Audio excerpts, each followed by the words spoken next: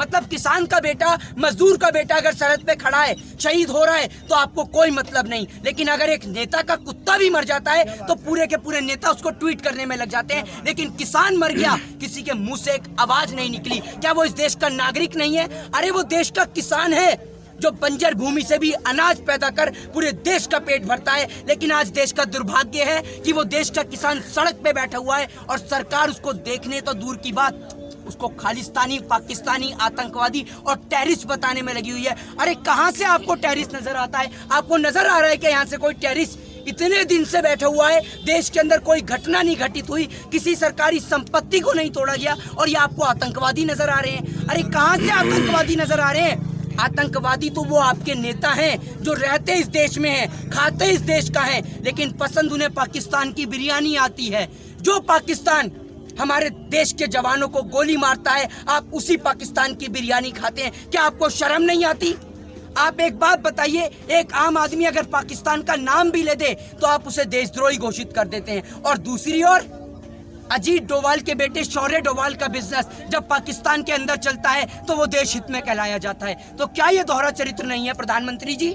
आप उनके खिलाफ कार्रवाई क्यों नहीं करते? और आपको एक बात बता दूं कि ये वो भारत देश का मुल्क है जिसने अंग्रेजों को इस देश से खदेड़ा था। और आप जैसे लोगों की तो औकात क्या है? जो भी भारत देश के अंदर रहकर भारत देश के टुकड़े करने का प्रयास करेगा या भारत को बांटने का प्रयास करेगा, क्योंकि जब हमारे घर की छत से पानी टपकता है तो हम उसका भी इलाज करते हैं। तो हमारे लिए ये पूरा भारत हमारा घर है, और अगर इस घर के अंदर कोई भी नफरत फैलाएगा तो उसको बख्शा नहीं जाएगा, छोड़ा नहीं जाएगा। जय हिंद, जय भारत। अगर आप एक बात मुझे बताइए, एनआईए उनके घर पर क्यों नहीं जाती? उन तमाम भारतीय जनता पार्टी के नेताओं के घर पर जो आपने देखा लाखों करोड़ों रुपया कमाते हैं, 8-8 हजार करोड़ के अपने विमान खरीदते हैं, उनके घर एनआईए क्यों नहीं जाती? एनआईए उन तमाम पत्रकारों के घरों पे क्यों नहीं जाती जो 40 से 50 हजार रुपया मंथली कमाने वाला पत्रकार एक देखते ही देखते एक चैनल का मालिक बन जाता है? एनआईए उनके घर में जांच नहीं करती।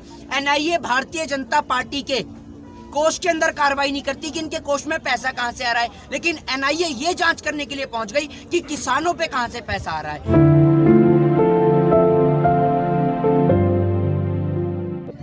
देखिए मैं आपको बताऊं, सबसे सर्वप्रथम अगर आप देखें इस देश के लॉ को, अगर आप बात करते हैं कि भारत एक डेमोक्रेटिक कंट्री है, India is a democratic country, Bharat एक लोकतांत्रिक देश है, तो इस बात में कोई दोहराई नहीं। लेकिन आज अगर देश के किसानों को रोका जाएगा, 26 जनवरी जो इस देश का गणतंत्र दिवस है, ठीक है, उसके दौरान अगर देश का किसान भारत देश की राजधानी में जाना चाहता है तो आपको उससे आपत्ति क्या है? लेकिन अगर देश का किसान किसी भी लॉ का उल्लंघन करता है, किसी सरकारी संपत्ति को तोड़ता है या किसी चीज को नुकसान पहुंचाता है, तभी तो पुलिस प्रशासन कार्रवाई कर सकता है ना। अगर शांतिपूर्ण तरीके से किसान जा रहा है तो आप उसके ऊपर क्या कार्रवाई करेंगे? आप एक बात मुझे बताइए, अगर मेरा कोई भाई विदेश में रह रहा है और मैं मुसीबत में हूँ और मेरा भाई अगर मुझे पैसा भेज रहा है तो क्या वो कानूनन अपराध है? बताइए ना आप मुझे, कौन सा लॉ, कौन सी आईपीसी, कौन सा आर्टिकल और कौन सा सेक्शन इसको अपराध बताता है? बताइए आप मुझे।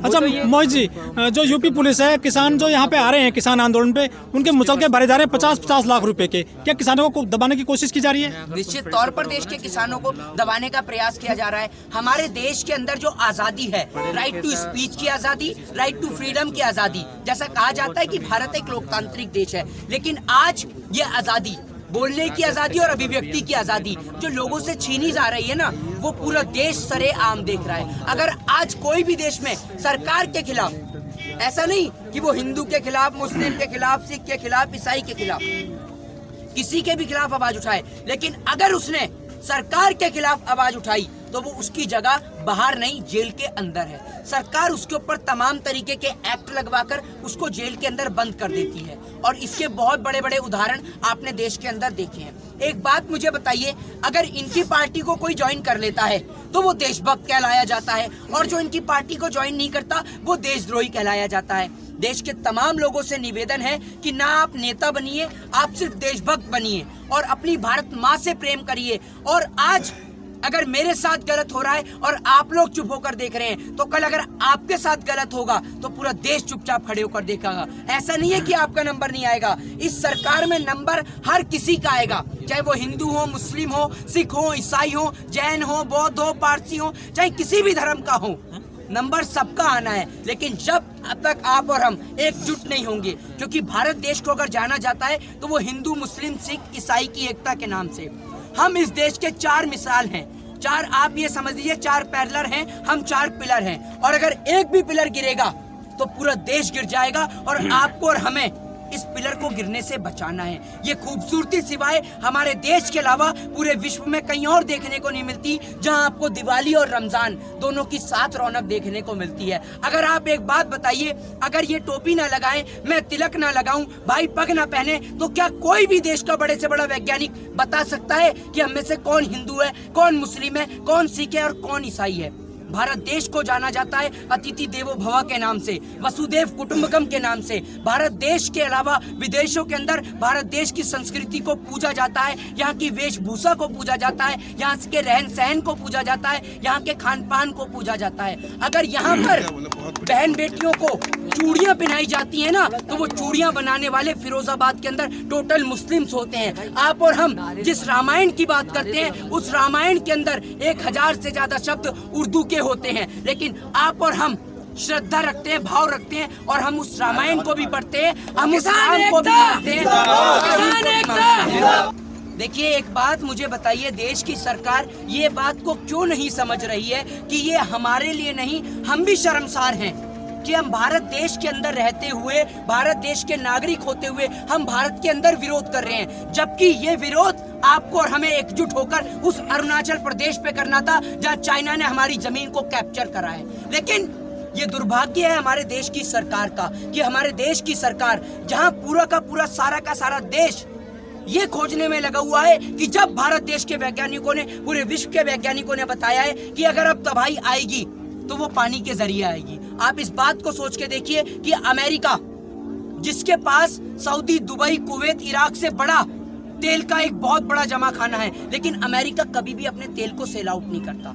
अमेरिका जीवन देख रहा है कि जब पानी से तबाही मचेगी तो हम जमीन के अंदर, सबमरीन के अंदर हम अपना जीवन बिताएंगे, वो सोचने में लगी है। लेकिन हमारे देश की सरकार सोच रही है हिंदू खतरे में है, मुस्लिम खतरे में है, मंदिर खतरे में है, मस्जिद खतरे में है। असल में खतरे में कोई नहीं है। अरे प्रधानमंत्री नरेंद्र मोदी जी, आप एक बार कहकर तो देखिए कि हमें चाइना पे अटैक करना है, हमें पाकिस्तान पे अटैक करना है। इस देश का हिंदू, मुस्लिम, सिख, ईसाई पूरा देश आपके साथ कंधे से कंधा मिलाकर चलेगा, लेकिन आप